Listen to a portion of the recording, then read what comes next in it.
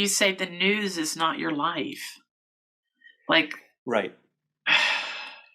Yeah, I mean, that's an essay that I wrote a while ago for The Guardian where I tried to get a handle on, tell me what you think about this, but a handle on this thing that I sort of noticed about, maybe it's like 6-7 years ago now, that more and more of my friends, even the ones who weren't journalists, right, because this is maybe a natural tendency of journalists, seemed to sort of act as if national politics and international crises and everything that was going on was more fundamental to their lives than their jobs or their homes or their families or their neighborhoods. And I think there are systematic reasons why social media encourages that notion, but it's very troublesome because it basically means that you're spending your days most obsessed by precisely the things over which you have the least control. And it's important to vote, and it's important to speak out against political leaders that you think are doing terrible things, but like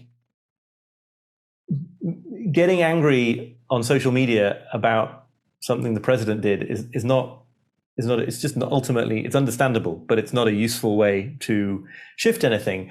And so we're lured into this place where we're sort of fixated on exactly the places where we can't make changes, I think. Yeah. Well, I absolutely do too, and we might as well start there. And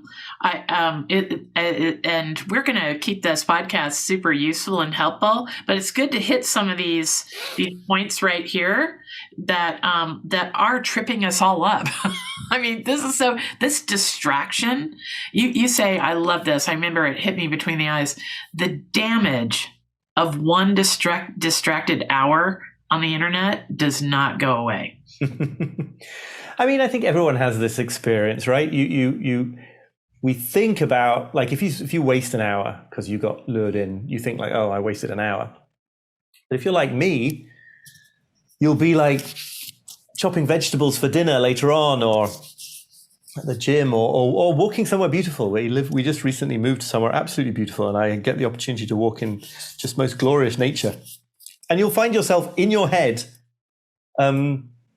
having some argument with somebody who isn't there. They're just someone that you saw saying wrong things on social media several hours before.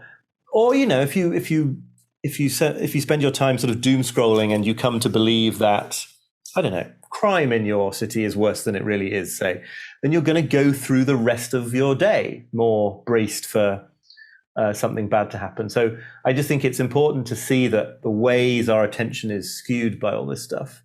And to be it's not aware. Confined to the time that we're literally looking at the Right. phone or the screen. Yeah.